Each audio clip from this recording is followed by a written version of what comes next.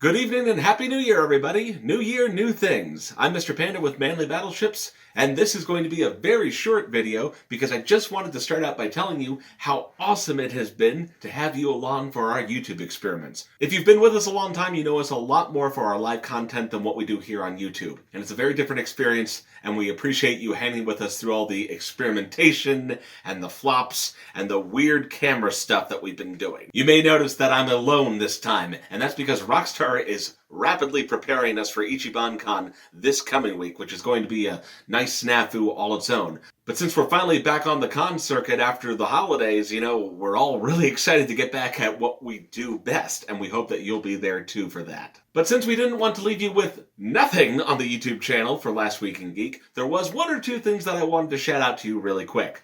Everyone and their brother has been talking about best anime of the decade, and quite frankly, we were so sick of it that Rockstar just absolutely refused to even talk about it. So to just offer my counterbalance to that, I think it's very interesting that Crunchyroll actually maintains statistics on regions and has, of all things, a most watched anime in Antarctica, which, by the way, was Hunter x Hunter, so congratulations, I guess. A couple of neat things that happened, not really news items per se, but neat things that happened this past week include anime showing up on Jeopardy, albeit just Sword Art Online, really, so, does that really count? And a doujin has been released about the Hong Kong protest that you might be interested in checking out. The links for all that stuff will be below. And finally, we're getting to the story that I actually really wanted to put out to you because I'm not sure that you've heard or been following the news, but the head of Gainax recently got into a lot of criminal trouble, and something that's come out of that more recently is Hideaki Anno, the famed producer of anime and a former Gainax regular, has decided that he needs to put a lot of distance between himself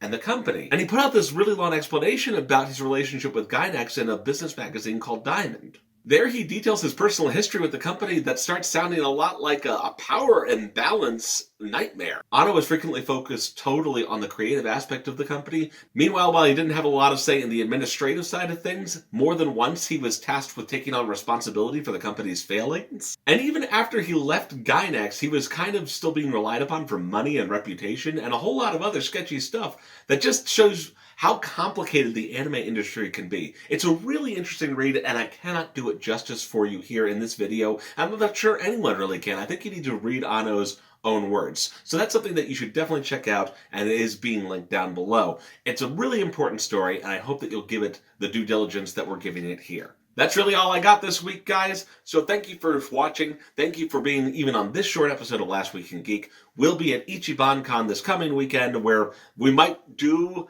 another episode while we're at the con, so that might be an interesting experience. We'll see how that goes.